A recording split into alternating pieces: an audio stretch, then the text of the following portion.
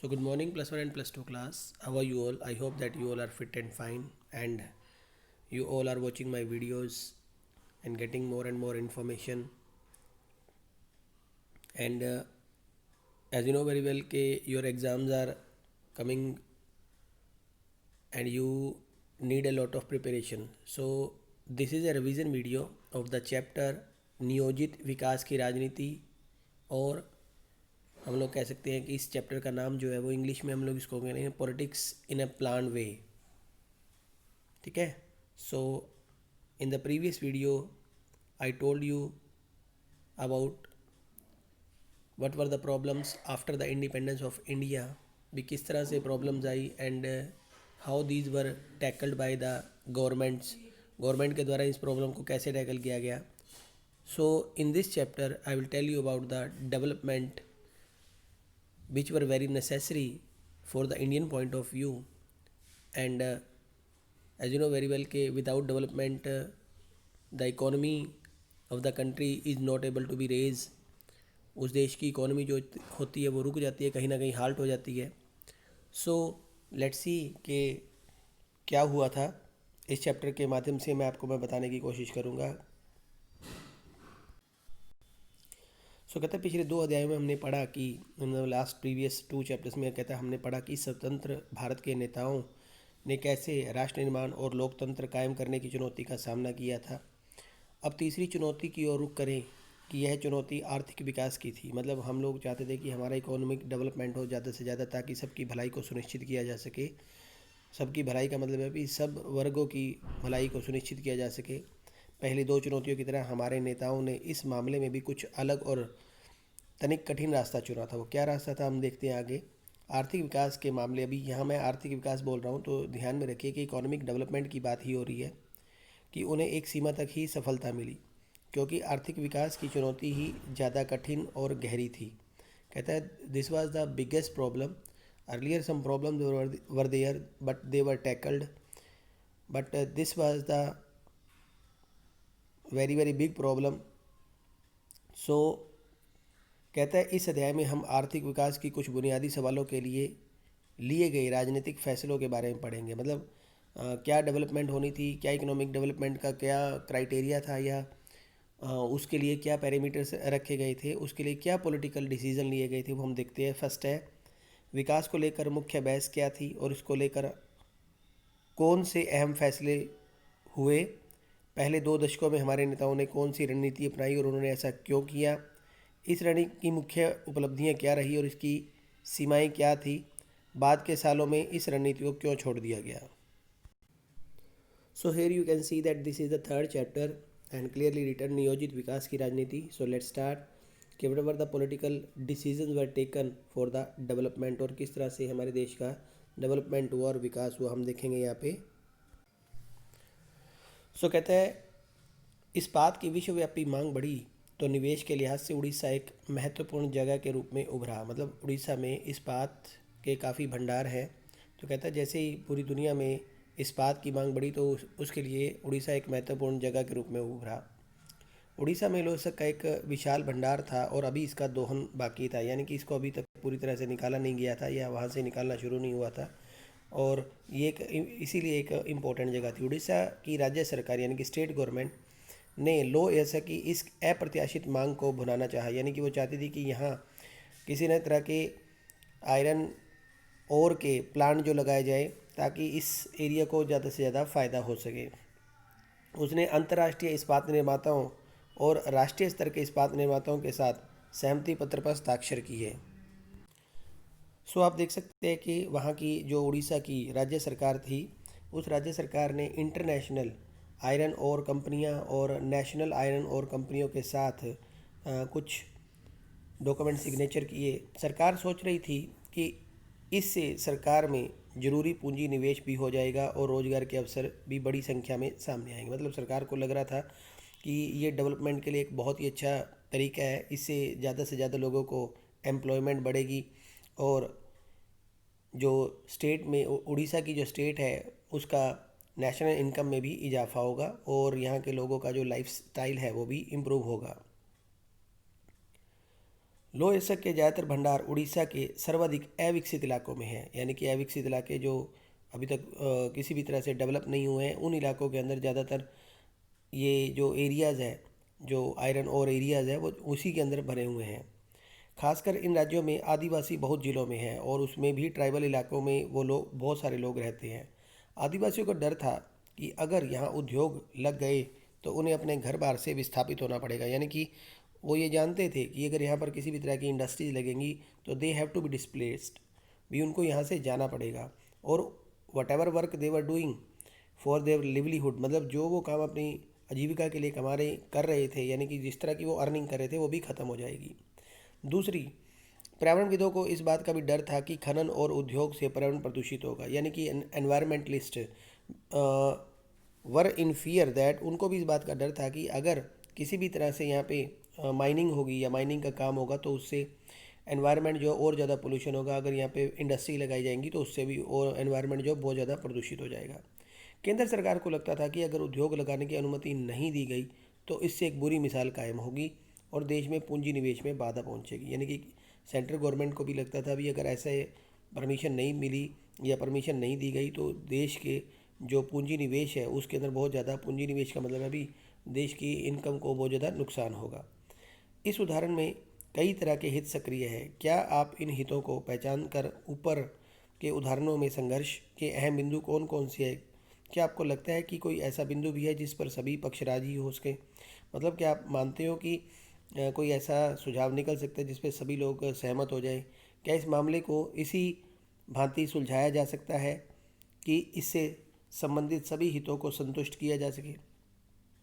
तो कुछ क्वेश्चन दिए हुए हैं आप आपको, मतलब ये पूछ रहे हैं कि क्या ऐसा है जिससे सभी को लाभ हो सके, फ़ायदा हो सके। आप जैसे ही इन सवालों को पूछेंगे तो आपके सामने एक बड़ा सवाल उठ खड़ा होगा कि उड़ीसा में किस तरह की विकास की ज़रूरत है। यानी कि अब ये आपको सोचोगे कि उड़ीसा जो कि जनजातियों से भरा हुआ एक और अविकसित, और हम लोग कह सकते हैं कि अभी भी जो आप देख सकते हो कि एक पिछड़ा हुआ शाही राज्य माना जाता है, तो उसमें किस तरह की विकास की ज़रूरत थी उस समय। दरअसल किसकी ज़रूरतों को उड़ीसा की ज़रूरत कहा जाए? राजनीतिक टकराव, पॉलिटिकल जो स्ट्रगल्स है वो क्या थे? इन सवालों के जवाब में कोई विशेषज्ञ नहीं दे सकता। इस तरह के फैसलों में एक सामाजिक समूह के हितों को दूसरे सामाजिक समूह के हितों की तुलना में तोला जाता है। यानी कि अगर आप यहाँ देखोगे तो यहाँ पे एक सोशल ग्रुप जो है और दूसरा जो सोशल ग्रुप है, उन दोनों को आपस में कंपेयर किया जाता है। मौजूदा पीढ़ी के हितों और आने वाली पीढ़ी के हितों को भी लाभ हानि की तुला में मापा जाता है। यानी कि जो फ्यूचर जनरेशन है और प्रेजेंट जनरेशन है उनको भी आपस में कंपेयर किया जाता है। किसी भी लोकतंत्र में ऐसे फैसले जनता द्वारा लिए जाने चाहिए या कम से कम इन फैसलों पर विशेषज्ञों की स्वीकृति की मोहर जरूर होनी चाहिए। यानी कि यहाँ ये बात भी कही जा रही है, भी अगर ऐसे फैसले लेने, ऐसे मुश्किल फैसले लेने हैं, डिसीज़न लेने हैं, तो इन डिसीज़न के लिए जो है वहाँ की जनता के लिए उनकी स्वीकृति जरूर लेनी चाहिए। और जो आगे कह रहा है कि पर्यावरण और अर्थशास्त्रियों के विशेषज्ञों की राय जानना बहुत महत्वपूर्ण है, लेकिन अंतिम निर्णय निश्चित तौर पर राजनीतिक निर्णय होना चाहिए। जनप्रतिनिधि जनता की भावनाओं को समझते हैं, क्योंकि ये डिसीज़न जो है पॉलिटिकल डिसीज़न होना चाहिए। जनप्रतिनिधि जनता की भावनाओं को समझे, जनप्रतिनिधि का मतलब है जो रिप्रेजेंटेटिव है वो जनता द्वारा चुने जाते हैं और वो जनता की भावनाओं को समझते हैं और जनप्रतिनिधियों को ही ऐसे फैसले लेने चाहिए। सो कह रहा भी आज़ादी के बाद अपने देश में कई ऐसे फैसले लिए गए, इनमें से कोई भी फैसला बाकी फैसलों से मुंह फेर कर नहीं लिया जा सकता था। सारे के सारे फैसले आपस में आर्थिक विकास के एक मॉडल या यूँ कहें कि एक विज़न के साथ बंधे हुए थे। यानी कि जो भी हम लोग जो जितने भी डिसीज़न ले रहे थे अपनी डेवलपमेंट को लेकर, जो भी आज़ादी के बाद यानी कि हमारे देश के इंडिपेंडेंस के बाद जितने भी डिसीजन लिए जा रहे थे वो कहीं ना कहीं हमारे देश के डेवलपमेंट के विज़न के साथ बंधे हुए थे। यानी कि हमने क्या विज़न लेकर चल रहे थे। लगभग सभी इस बात पर सहमत है कि भारत के विकास का अर्थ आर्थिक समृद्धि और आर्थिक सामाजिक न्याय दोनों ही हों। मतलब हम लोग ये मानते थे कि नो डाउट इकोनॉमिक डेवलपमेंट जो ज़रूरी है, लेकिन इकोनॉमिक डेवलपमेंट के साथ साथ हमारी इकोनॉमिक और सोशल जस्टिस भी साथ साथ हो। यानी कि जो है जो भी डेवलपमेंट की जाए उस डेवलपमेंट के अंदर हाँ, हर किसी को इकोनॉमिक और सोशल जस्टिस जरूर मिले। इस बात पर भी सहमति थी कि इस मामले को व्यवसायी, उद्योगपति और किसानों के भरोसे नहीं छोड़ा जा सकता। यानी कि अगर कोई डेवलपमेंट का मामला है, वो सिर्फ़ और सिर्फ ट्रेडर के ऊपर या इंडस्ट्रियलिस्ट के ऊपर या फार्मर के भरोसे नहीं छोड़ा जाता। सरकार को इस मामले में प्रमुख भूमिका निभानी थी। बहरहाल यानी कि सरकार ही जो थी वो इसके ऊपर मेन डिसीजन लेगी। और बहरहाल वो कह रहा है भी आर्थिक समृद्धि हो और सामाजिक न्याय भी हो, इसे ही सुनिश्चित करने के लिए सरकार कौन सी भूमिका निभाए। यानी कि देश की इकोनॉमिक डेवलपमेंट भी ना रुके और देश में सोशल जस्टिस भी सबको मिले, इसे सुनिश्चित करने के लिए सरकार कौन सी भूमिका निभाए। इस सवाल को लेकर आपस में कॉन्ट्राडिक्शन थी, आपस में कई मतभेद थे। क्या कोई एक ऐसी केंद्रीय संगठन जरूरी है जो पूरे देश के लिए योजना बनाए? यानी कि अब एक डिमांड ऐसी उठ रही थी कि कोई एक सेंट्रल ऑर्गेनाइजेशन हो जो पूरे देश के लिए योजना बनाए। क्या सरकार को कुछ महत्वपूर्ण उद्योग और व्यवसाय खुद लगाने चाहिए? मतलब अब ये कुछ क्वेश्चन थे जो सरकार के सामने थे। अगर सामाजिक न्याय और आर्थिक समृद्धि की जरूरतों के आगे आड़े आता हो तो ऐसी सूरत में सामाजिक न्याय पर कितना जोर देना उचित होगा। यानी कि अगर बात कर रहे हैं कि अगर देश की इकोनॉमिक डेवलपमेंट के सामने ऐसी सूरत में अगर सामाजिक न्याय आता है तो सामाजिक न्याय आर्थिक समृद्धि की जरूरतों के आड़े आता है, तो ऐसी सूरत में सामाजिक न्याय पर कितना जोर देना उचित होगा। तो भी सामाजिक न्याय को कहाँ तक देखना उचित होगा, आगे देखते हैं। इनमें से कहता है प्रत्येक सवाल पर टकराव हुए जो आज तक जारी हैं। यानी कि बहुत सारे ऐसे डिसीजन भी लिए गए, पॉलिटिकल डिसीजन लिए गए जिनमें बहुत सारे टकराव हुए आपसी। और कहता भी ऐसे फैसले लिए गए जिनके टकराव आज तक जारी हैं। राजनीतिक परिणाम सामने आए। इनमें से अधिकतर मसलों पर राजनीतिक रूप से कोई फैसला लेना ही था और इसके लिए राजनीतिक दलों से सलाह मशवरा करना जरूरी था। साथ ही जनता की स्वीकृति भी हासिल करनी थी। इसी कारण भारत की राजनीति को, इतिहास को जानने के लिए हमें विकास की कथानक्रम को पढ़ना जरूरी है। मतलब अगर हमें मानते हैं, अगर हम ये चाहते हैं कि भारत की विकास को पढ़ना है तो हमें भारत के विकास की राजनीति को भी, इतिहास को जानने के लिए हमें जानना भी बहुत ज़रूरी है। तो कहता है विकास की धारणाएं। देखते हैं कि हमारे सामने डेवलपमेंट के लिए क्या कुछ था भी, किस प्रकार की धारणाएं जो थी हमारे पास सामने थी। कहते हैं आज़ादी के बाद के पहले दशक में इस सवाल पर खूब बहस हुई कि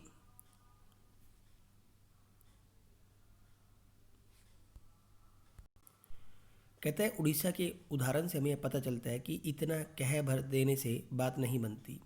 हर कोई विकास चाहता है। जनता के विभिन्न तबकों के लिए विकास के अर्थ अलग अलग होते हैं।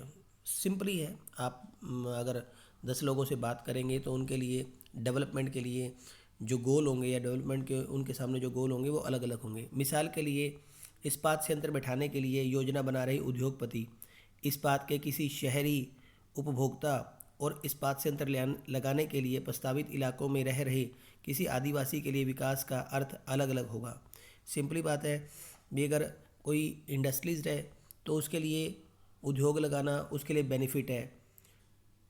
शहरी उपभोक्ता के लिए जो है कि उनको चीज़ों की उपलब्धता हो जाएगी। शहरी उपभोक्ता का मतलब है जो कंज्यूमर शहर के अंदर रह रहा है उसके लिए डेवलपमेंट होगी कि उनकी पर कैपिटा इनकम में इम्प्रूवमेंट होगी। उन वहाँ के लोगों को, बहुत सारे लोगों को जॉब्स मिल जाएंगी जो जिनके पास जॉब नहीं है। लेकिन जो आदिवासी जिन जगहों पर रह रही और जिन जगह ये प्लांट को लगाया जा रहा था उनके लिए ये विकास नहीं होगा, क्योंकि उन लोगों को वहाँ से डिस्प्लेस होना पड़ेगा, उनको लोगों को वहाँ से जाना पड़ेगा। तो हर व्यक्ति के लिए विकास का अर्थ अलग अलग होगा। इसी कारण विकास से जुड़ी कोई भी चर्चा विवादों से परे नहीं होती। यानी कि कहीं ना कहीं इसमें विवाद होते ही होते हैं। आज़ादी के बाद के पहले दशक में इस सवाल पर खूब बहस हुई। उस वक्त लोग बाग विकास के बात आते ही पश्चिम का हवाला देते थे। यानी कि लोग ये मानते थे कि वेस्टर्न जो कंट्रीज़ हैं वहीं सिर्फ डेवलपमेंट की बात करते थे, विकास का पैमाना पश्चिमी मुल्क है। आज भी एक अर्थ में हम इस बात को लक्ष्य कर सकते हैं कि विकास का अर्थ था ज़्यादा से ज़्यादा आधुनिक होना। मतलब ये माना जाता था भी जो कंट्री ज़्यादा से ज़्यादा मॉडर्न है उसी में ज़्यादा डेवलपमेंट हुई है। और आधुनिक होने का अर्थ था कि पश्चिमी औद्योगिक देशों की तरह होना। माना जाता था कि पश्चिमी मुल्कों की तरह हर देश को आधुनिकीकरण की प्रक्रिया से गुजरना होगा। जिस तरह पश्चिमी मुल्कों में आधुनिकीकरण के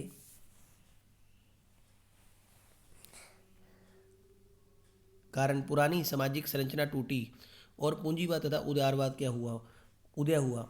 यानी कि वो मानते हैं कि जो ओल्ड ट्रेडिशन ओल्ड सिस्टम थे वो कहीं ख़त्म हो गए थे और उस पुरानी संरचना के चलते हुए और कंट्री जो थी वो कैपिटलिज्म की तरफ जा रही थी, लिबरलिज्म जो था वो उसका रेज हो रहा था। उसी तरह दुनिया के बाकी देशों में भी होगा।